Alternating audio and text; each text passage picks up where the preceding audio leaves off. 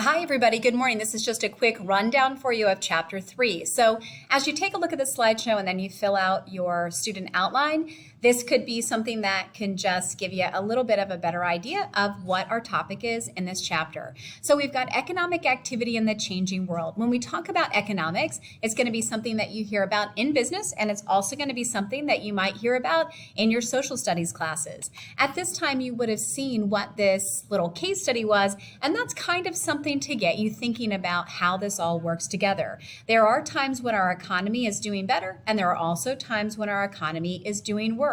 For example, with COVID-19, that was a major halt to our economy. And any kind of chart you look at, you're going to see that all of our things called economic indicators really took a plummet after COVID-19. But what we also are going to see now a little bit later is that they actually kind of start to bounce back and return to some more normal numbers. When you go on down through here, these different things that we're looking at, they are called economic indicators. So our gross domestic product and our standard of living, those are two examples of economic indicators. When we try to figure out what's going on with our economy, there's not one magic place that we have to look. We really kind of have to look at several different things all together to see how it's going. I'm sure we have a lot of students in here that maybe dance, run, play a sport, do something like that.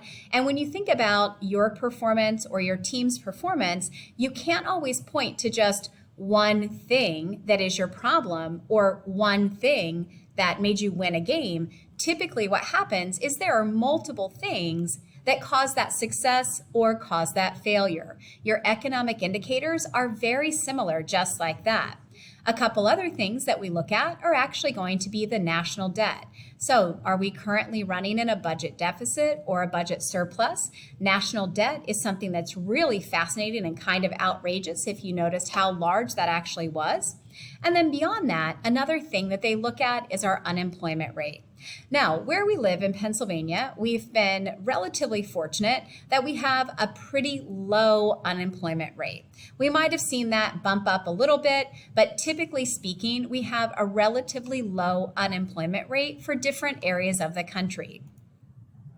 As far as inflation and deflation goes, it's that general increase of everything and general decrease of everything. So that's how our inflation is going to impact our economy. When we talk about the business cycle, that can be for the economy, but it also could be for an individual business. So for an individual business, they have times that they're going to be doing better. They might have their most amazing time that they've ever had making money.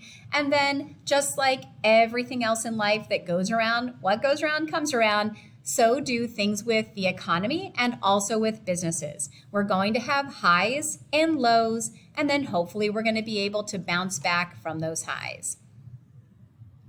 I hope you got a chance to take a look at this Martin guitar video. It's actually pretty cool that it's a Pennsylvania company. And it's really interesting how they survived the recession of the mid-2000s to kind of find out what does a company do? So they were that high-end guitar manufacturer, and it's really interesting to see how they actually pulled through that. Unfortunately, in the US, we do have times of recession, but after the Great Depression, we will most likely not have another depression. And the reason why ties into your social studies class. So what happened after the Great Depression is that FDR came up with a plan that now provided an extra monetary stimulus to our economy to infuse money into our economy so that we won't drop that low again. So if you go home and you ask your parents about this topic, they're probably going to say that they've experienced recessions, but they don't feel like it's gotten all the way down to a depression or actually to a trough.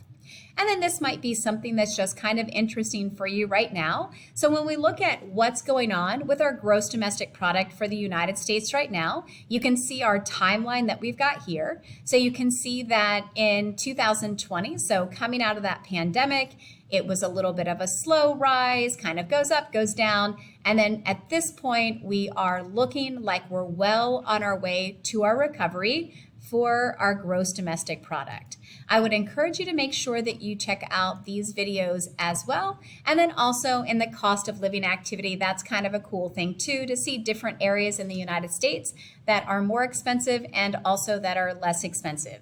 So all in all, it's very normal that our economy is going to have better times and worse times.